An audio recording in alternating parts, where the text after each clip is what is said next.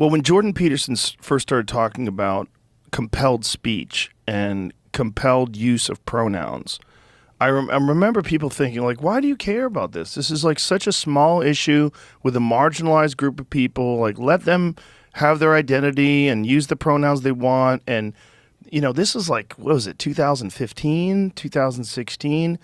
And I remember his warning, and I remember many other people like, this is going to spill over. Like this, if you can enforce this on a professor, and if you can enforce compelled speech, because Canada doesn't have the same free speech laws we do in America. Yeah. And if you can, like, where does it go? How are you compelling it? Well, it means through violence or through police or through the fear of being arrested, the fear of having your job taken away from you. Like, this is literally what happens when you use laws to compel people. Like, you have to have some sort of a punishment if they don't follow through, if they don't follow your orders. And this is what he was worrying about. And I remember at the time being like, I hope he's wrong. Like, I hope it doesn't get that big. But now here we are, 7 years later, yeah, and he was right. Because there's also a difference between telling people they can't say something, which is what free speech suppression usually is, and that's bad enough, but then telling people that they have to say something. Yes. Compelling them to actually say something, putting words in their mouth and telling them you have to say this. And it's not you know, pronouns. It's not a small thing, because when you use the she for a he, you're not only being forced to say something, but you're being forced to affirm and acquiesce to a claim that you don't agree with. You're being forced to express a belief that's not yours. I mean, it's like it's not much different from, you know, a dictatorship forcing someone to profess belief in a religion. You know, it's forced conversion, basically, is what it is. And once you allow that, it doesn't matter. Of course, it's going to start somewhere small. It's just pronouns. It always starts that way. But like I said, it's actually not small. Pronouns there's a reason why the left makes a big deal out of it.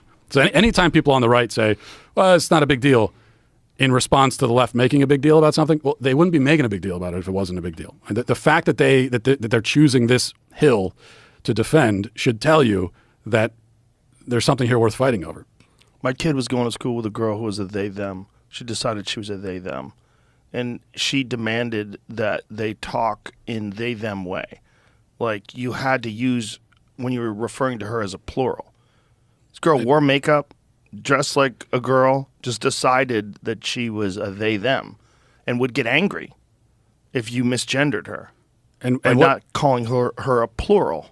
Yeah. And what does that mean? So we have enough of a problem getting someone who identifies as a woman to tell us what a woman is, but right. What's a they? Yeah. What do you like? Describe to me the feelings of being a they. Describe. You know, can you describe that? What is that experience like? And anytime you ask someone to do that, it immediately descends into incoherence. And also, by the way, the actual gender neutral pronoun for an individual is it. It's not they. So it's interesting that. Well, nobody wants to be an it because it's dehumanizing. Offensive. Right. Yeah. They want to be a they. But yeah, if you're calling yourself non-binary, you have dehumanized yourself, because human beings exist in a sex binary, male and female. If you're rejecting that, you are rejecting your human identity. And so you've already dehumanized yourself. You are actually an it. If it's true that you are not a male or female, then you are an it. We don't know what else to call you. And then maybe more importantly, one of the things that you're doing when you're doing that is you're giving people, especially if you do it to young people, you're giving them an opportunity to be special and to get special treatment without any special act. They haven't done anything that warrants that unique behavior. Yeah, I think that's a really important point. I think that's actually so much of this that and people don't notice it, but a lot of this is just standard narcissism. Yes. Especially you listen to these, you know, why is this so common among celebrities now? All the celebrities have trans kids and they're coming out as non-binary and whatever else. And then you listen to them like Demi Lovato or whoever, and you listen to them explain why they're they, them. It's always, well, I don't identify with these labels. I'm beyond that. I'm above that. It's like these labels were good enough for billions of humans before you, but it's not good enough for you. You can't find yourself there. But all these other billions of human beings, it was fine. They had no problem. But you're so special that we need to change the rules of the English language for you specifically. It's incredibly egotistical. It's bizarre. It's like if you feel that you're different than everyone else, you're still a female. You're just a different human being who happens to be a female. If you're so unique, go prove it with your actions. Prove it with your work. Prove it out there in the world. But to demand this very special attention, and that's what we give people. Like, if you give people that thing today, they'll tell, there's groups of people that will tell you, you're amazing, you're incredible, you're beautiful, you're brave. It gives them positive affirmation for making these decisions. It's also part of what you're describing is personality, right? I mean, so if you're saying, oh, I'm a female, but I don't identify with girly things and I don't like the color pink and whatever.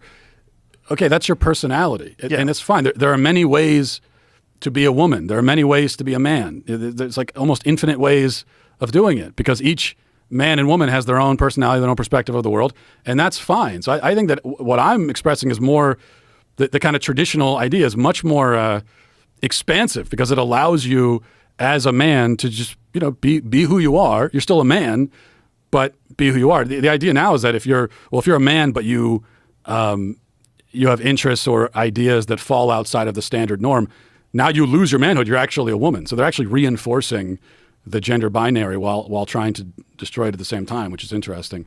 But I think most of what they're trying to describe is actually just personality. Yeah. And now we have this situation where you could have a person who has 5 different genders and 6 sexual orientations, but no personality because their personality has been subsumed by all of these labels. They've categorized and labeled and everything, and it's really strange.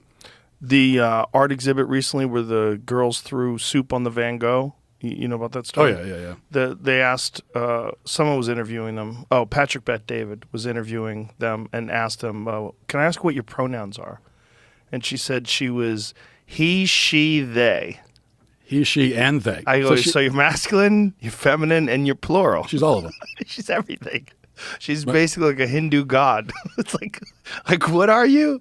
This is just laziness. At least choose one. It's just pompous nonsense. It's just, in that particular case, thinking that you're going to fucking cure climate change by throwing soup on a priceless painting and then gluing yourself to a wall. And also, what does it tell you that the person interviewing her knew that she definitely has different pronouns? Like, yeah, you just know sure. It comes with the package, which tells you that, again, that this is an ideological and political thing. It's not an actual identity. If you were one of those people that thought that there was a literal attack on the foundations of this country to try to destroy it from the youth up, what better way to do it than with social media reinforcing